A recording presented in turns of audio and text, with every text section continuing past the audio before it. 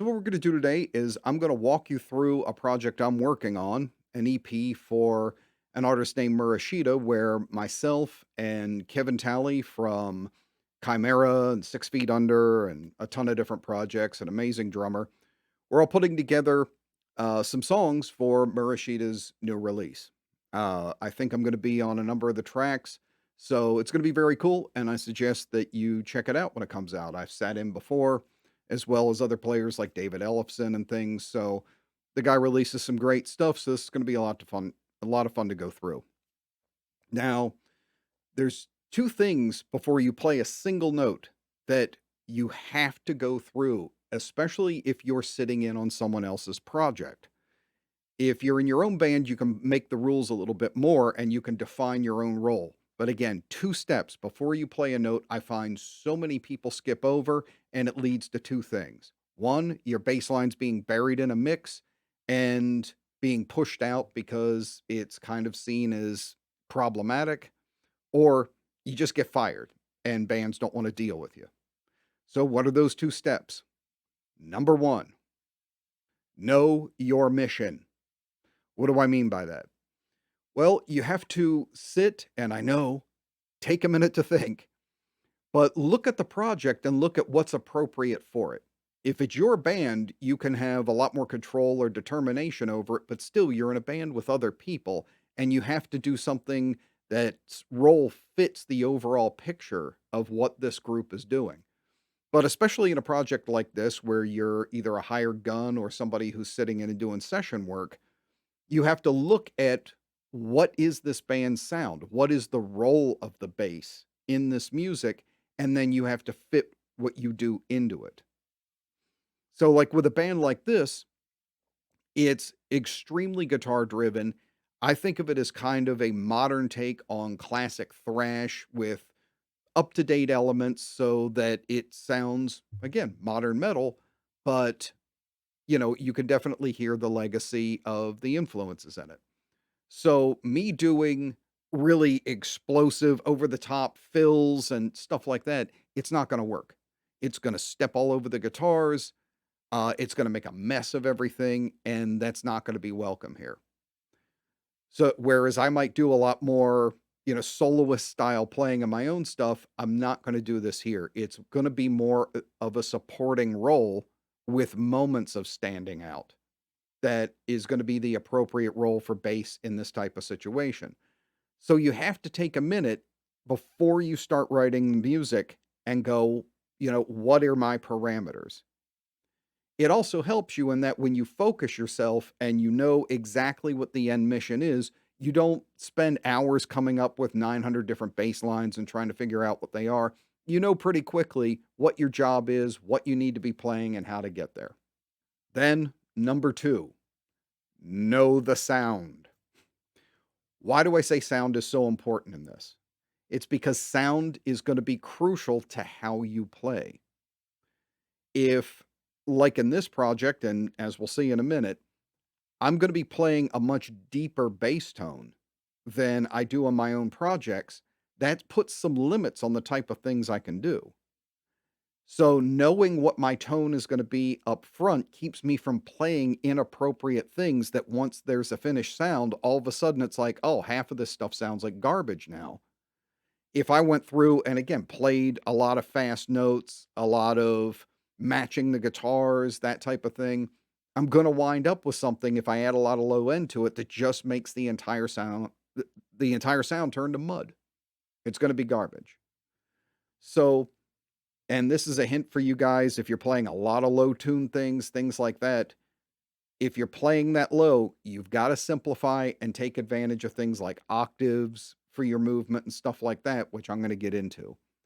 But now, if it's the opposite and I decide to go for a very shallow tone, something really bright and aggressive and stuff like that, what that means is I can play with the guitars a little bit. I can match, fills or pieces, and I'm going to be able to cut through a little more. So, knowing your sound and the sound you're going to use in the recording is going to dictate a lot of what you can and can't play. So, know your tone up front so you don't make bad decisions that in the end just get turned to garbage. So, to demonstrate this, talk about why I chose the tone I did, and get started on the song, let's move over to the DAW and check it out. Okay, so let's take a look at what we've got here. We're going to talk first about the overall sound, make our sound choice, and then we'll get into the actual writing of the bass line. Uh, what we have is a pretty simplified thing. Obviously, this isn't a finished mix. These are the original stems, and these are what you're probably going to be writing over when you go into a project. It's not going to be fully assembled. It's not going to be a finished mix because they're going to be waiting for your parts, or that's it's just kind of assembled as you go along if it's your band's project. So we've got the guitars and drums soloed here. Let's check them out and see what we have going on and what that means as far as our sonic choice. So let's check it out.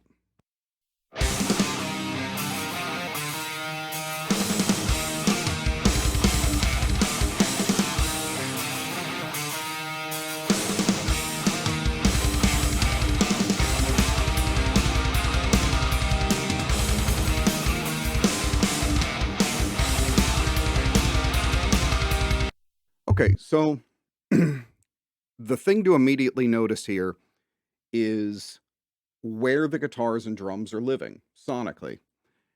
So first we're looking at drums. The drum sound has a lot more upper range than you might find in some more traditional or classic metal mixes. There's a lot of tap on the drums. There's not a lot of deep sub lows. It's a very present kit. It sits right up on top.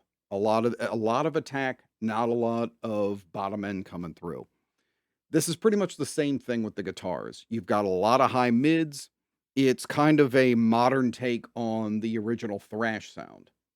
So, what does that tell you as far as the appropriate bass sound for this and its role in the project? The biggest thing is that my parts are basically going to be completely reliant in this song for providing the low end. I'm going to be my low end is probably going to sit under the drum kit, even under the kit. And if I try and add a lot of clank or treble where I usually would for my personal sound on my own albums, that's not going to do well in this. It's going to get lost in this mix. It's going to fight for all the frequencies these guys are doing, and it's just going to suck the bottom out of the song. So I really need to add low end to this song. I'm going to be playing a very foundational part. So that's going to inform what I need to do right away. My parts probably aren't going to involve tons and tons of riffing and movement because the lower you play, the less discernible that's going to be and the more it's going to cloud up the mix. So I really need to think out parts that have movement, and I need a very thick kind of something to fill out the lower mids, and provide a concrete foundation for this song to roll on. So, with that in mind, let's see the sound I decided to go for. I'm going to cut the guitars so you can hear drums and bass, and then we're going to get into the bass line.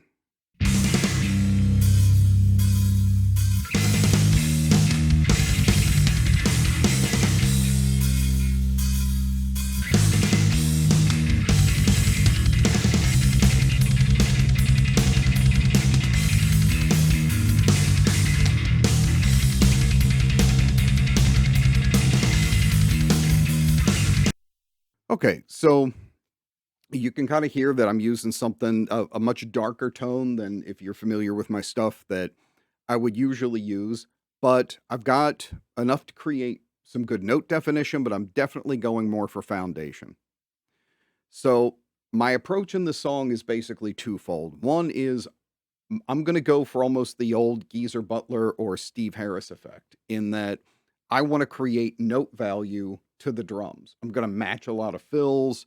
I'm going to constantly be married to the drums as tight as I can to thicken them out and give a real foundation to the song, as I mentioned. And any nuances that I do, I'm going to be using a lot of octaves. And this is a place where you can really take advantage of it. If you have to play something that has a lot of low end in it, or you're really doing a detuned song, octaves are your best friend.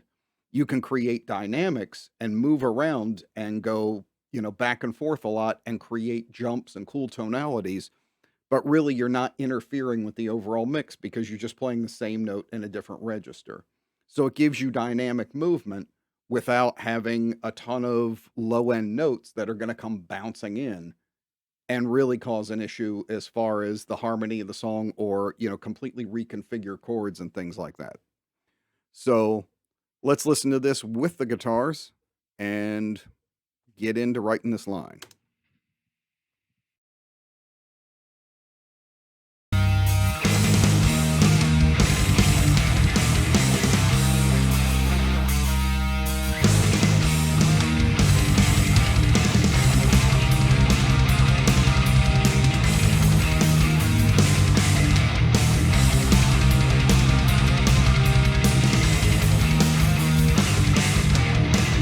So notice on that part, what I'm doing for most of this is I'm hitting every hit with the drums. Whenever he's doing those marks, I'm uh, hitting right on with him. And in a lot of the parts, I'm doing a full chord. So trying to get as much low end and spread out of this as possible.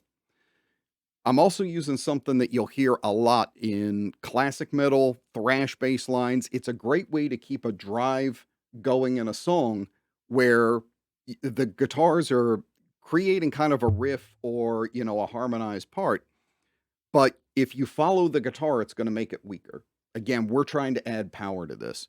So if I'm doing that da da da da da, he's got these harmonies going on. If I followed that with guitar, it's just again going to rob the song of its low end. So the trick to kind of use here is what I call the fore and aft tag.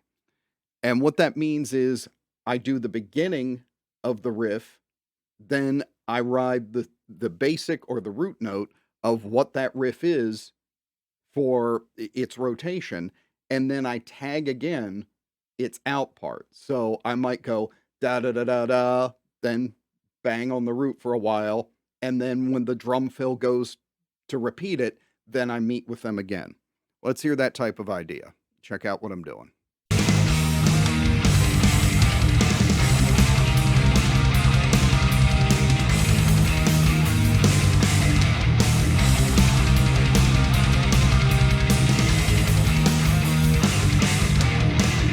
So you can hear in those parts, I'm providing a foundation in the root and I'm matching the kick drum, giving the kick drum its note value, and then I'm just tagging at the end. When he does the descending part before the turnaround, I tag with him. So now this goes into a different section, and it's kind of a cool, it almost has a little bit of a waltz feel to it. So let's hear how that goes and how I approach this one.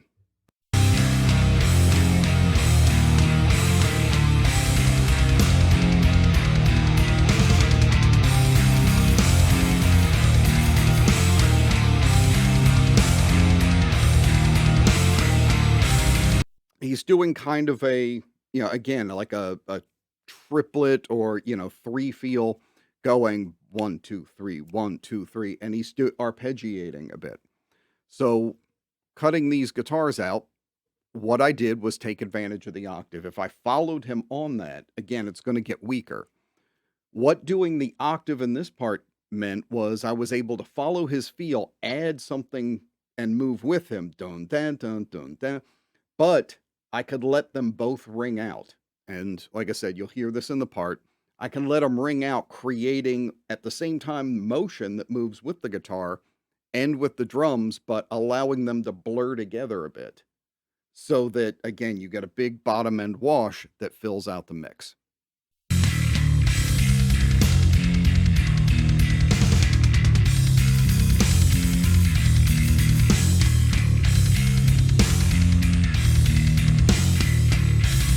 So you kind of see I'm taking advantage of what I said in the beginning about octaves, and I'm doing kind of that same thing I did during the intro verse section. Is I'm going through and creating a subpart to the guitars, but then tagging with him at the end so that the whole band comes together. The drums do the fill, I match the tag out, and then I go back into something more subtle. Now, next up, we have kind of an interesting part. And this was a little bit of fun. And this is where you can kind of think of bass almost in a mix like this of being like a boxer. You sit back a lot of times and you kind of watch and wait for your moment. But when you see an opening, that's when you can step forward. That's when you can come out and give a little punch or do something. This part was definitely a place that was just made for bass. I like to think of it in a number of classic songs you can think about, like like Trial by Fire from Testament, or places where early in the song everything shuts down before the main verse and it's just drums and bass going. And that's always a really cool thing and a cool hook. And I appreciate Masaki leaving that spot open for me to do a little something. So what I decided to do was I'm going to create a groove in that style, do something that's unto the bass itself, and then I'm going to do a run that's going to build up tension and hit right on the last drum beat before we go into the verse. So let's hear it without bass and then hear how I approach this.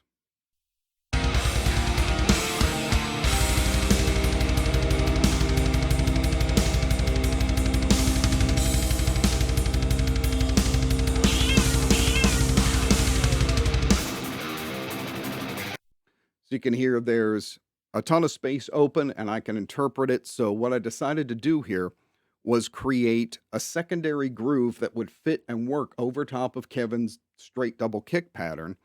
And then I wanted to do a riff or a fill that runs up the scale to create some lift and some tension, almost like going off a ski ramp. I really wanted to build some anticipation. So it's going to go up the scale and then bam, land right on his last snare hit so that you've got this big anticipation and some tension for when the verse guitar riff comes in. So let's go back and we're going to check out just drums and bass and hear what's going on in that part.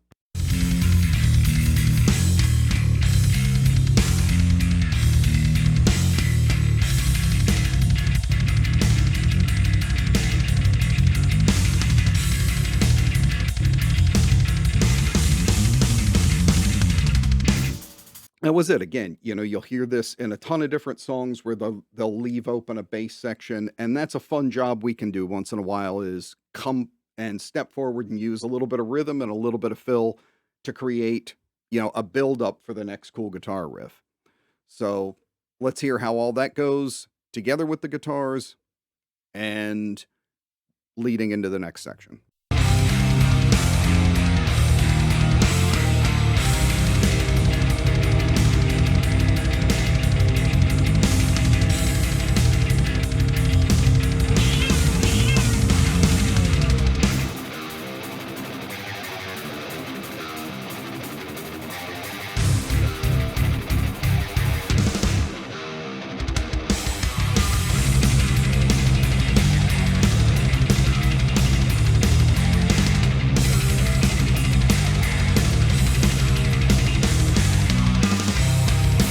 Same approach. I'm going to hit hard with the drums. They're coming in on counts. And then on the beginning of the verse, I do a little thing of pulling back to add a little bit of tension. Sometimes when you're providing this much low end and you're the foundation, it can be a really cool thing too to sometimes step back because then it's immediately noticed. So when you drop back in, it's a real face punch. I'm approaching this verse riff the same way that I talked about earlier in the other pieces, and that I'm riding that root and letting him riff over it, and I just follow him at the end. So let's hear drums and bass by themselves, and then we'll hear it all together again so you can hear how this was put together.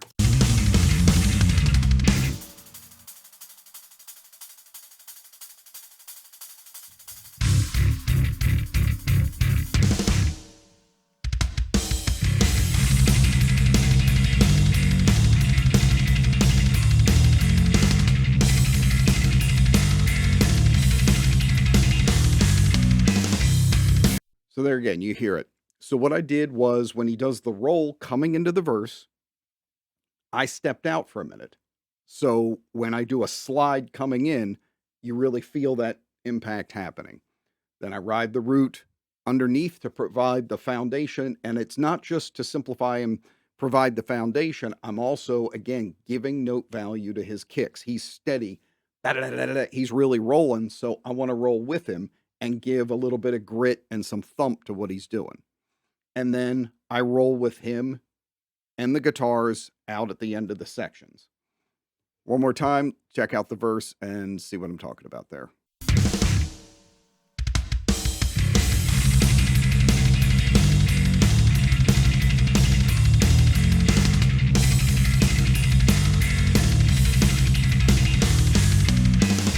All right, so now we're coming into the next section here, and this has kind of an interesting feel too. It goes to almost a halftime thing and a more really downbeat, strummed kind of power chord thing.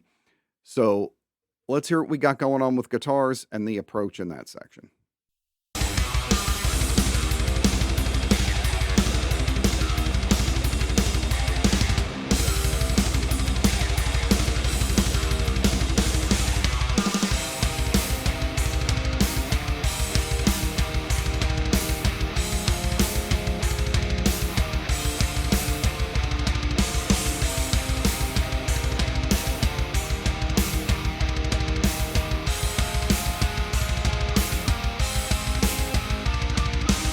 So, what happens when part A moves to part B?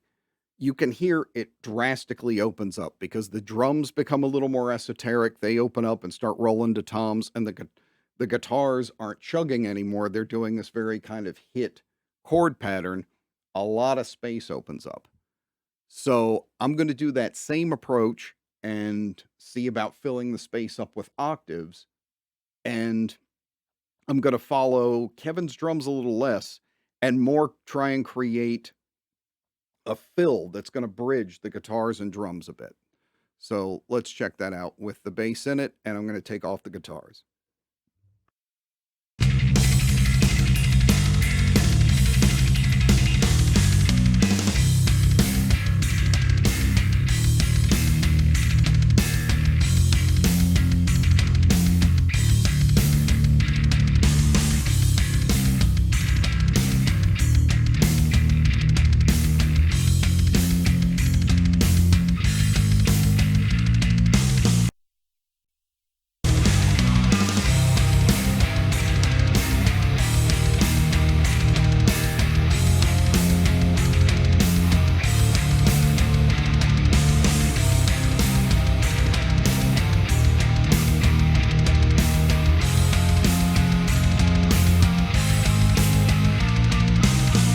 So again, there you go. I think an idea like that again moves, drops that floor out, moves the idea out so it gets bigger and thicker, and it allows Kevin to move a little bit more, and I can come in and provide that foundation. But by using octaves again and moving with the guitars and kind of holding them both down at the same time, almost making a chord out of it, I create a bigger, more spread out sound that supports what the guitars are doing, leaning to them a little bit, playing, a little bit of what they're doing, but only joining them truly at the tag so I can provide that foundation that needs to stay there. So now we got another piece coming up, and we're going to get a little faster here.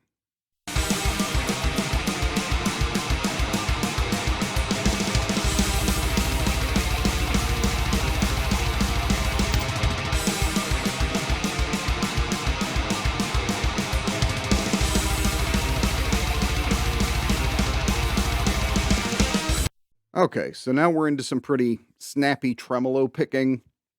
So I got to be really choosy on this one because he's also in the upper range. So we're running into a real problematic area, and that's going to be how to handle when guitars are going really quickly and they're in an upper range, and you're kind of representing this fill out thing, but the drums are also changing. He goes to an A-B thing where he kind of half times and then he goes quicker and do almost like a skank beat type of thing. So what I did was alternate the parts and follow him so I can add dynamics to what's going on. So I half time like the drums do, and let's check that choice out.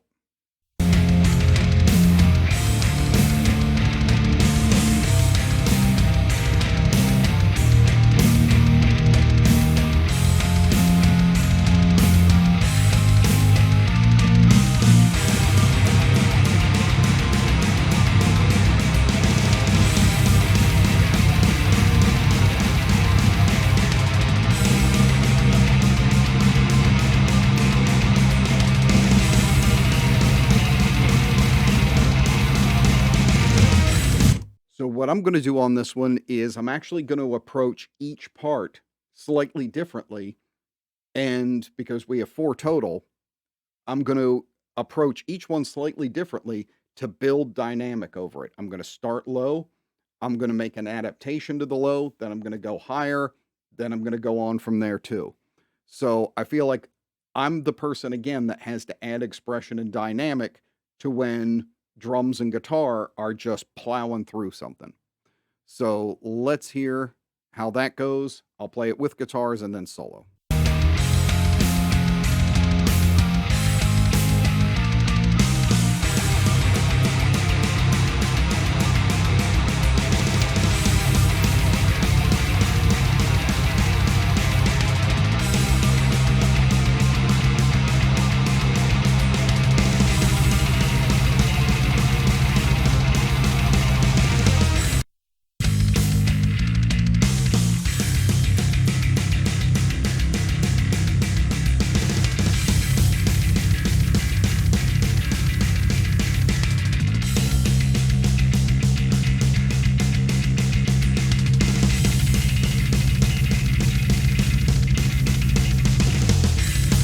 Again, 4 distinct sections. I have one that's low range and kinda halftime. Then Kevin changes the feel up a little bit, and that makes the drum and guitar part a little disorienting, so my job, follow him a little bit while also pulling back and make those 2 work together real well. Then I slide up for the 3rd part, go to high range, but I'm still following his kinda halftime skank beat thing.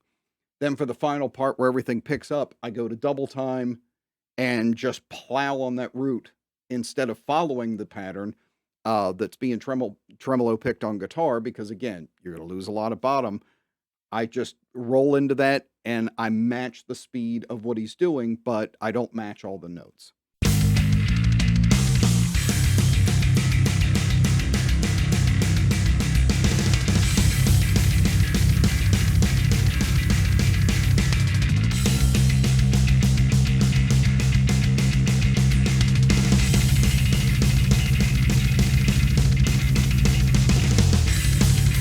And as always, to create drama, the infamous bass slide to drop back down into the verse. So basically, what the song does here is it repeats that full section that we've already covered over again. It goes back to the riff after my bass solo section in the beginning, goes to the waltz section, and goes back to the tremolo part. Then we go into the lead section.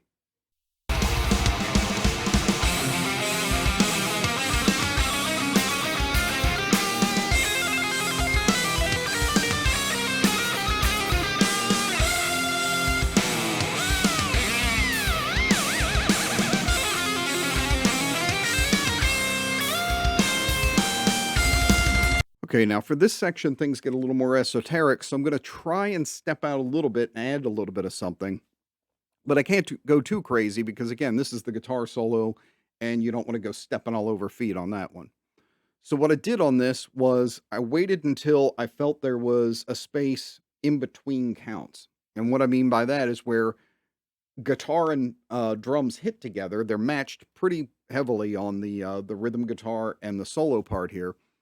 When there's a little gap where they're sustaining, I'd put a note in after it to create a tension moving from one chord to the next chord.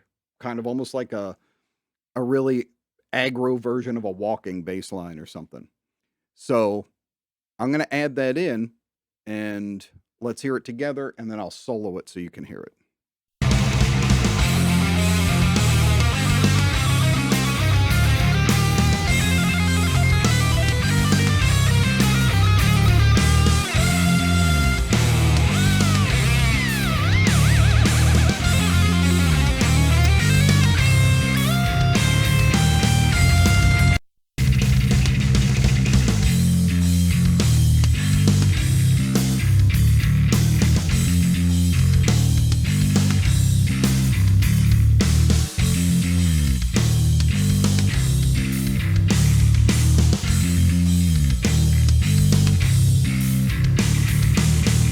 Okay, so you can hear in there how when they were given a little bit of hang time for a minute, I'd do a little slide up fill, or just an actual slide, get that da da da da, just add a little bit of a fill of my own in between to give it a bit of a stagger step because this was a little bit of a disjointed type of feeling part, something where, there's it's playing with time a little bit. So I wanted to enhance that factor too.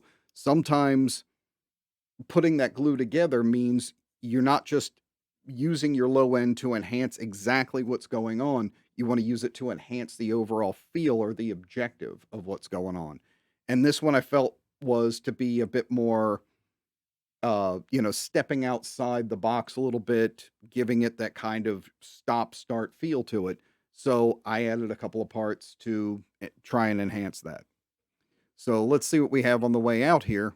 And we're almost to the finish line.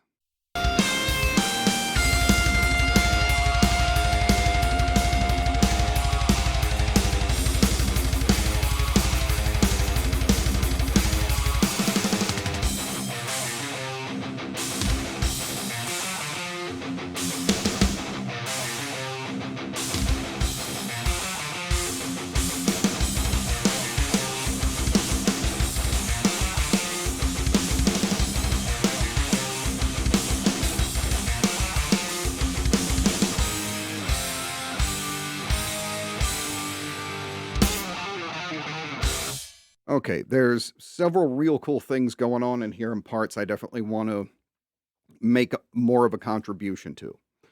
So first is we have big hits coming again. So that means I want to create those massive punches underneath of it. So I'm definitely going to be hitting with Kevin's drums, probably doing chords, laying out that type of thing. Now we've also got a bit of a staggered drum beat again, a little bit of a horse gallop type of thing.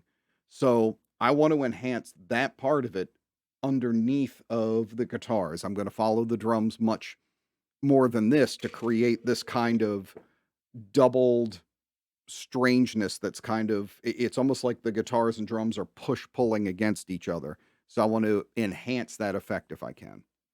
So let's hear what we got going on, and I'm going to bring the bass back in.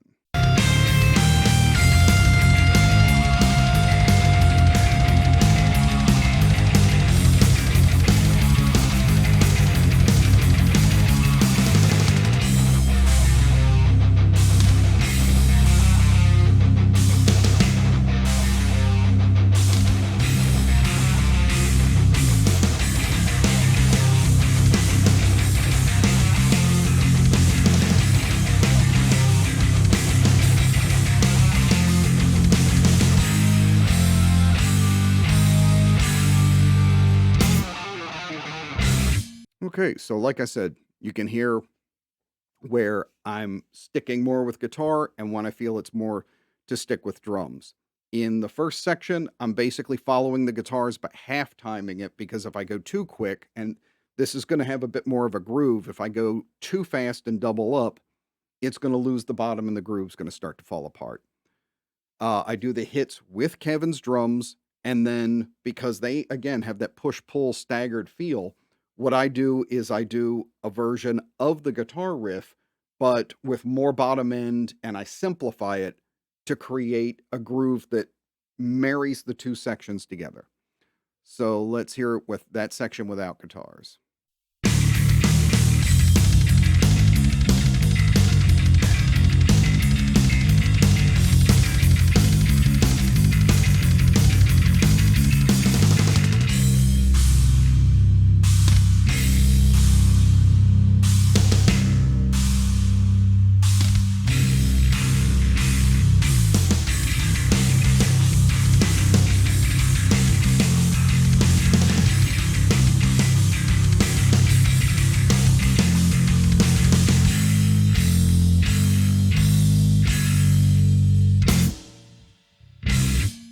All right, and one last time for that section with everything again, so you can hear there was a few different things going on, and then we're going to wrap up.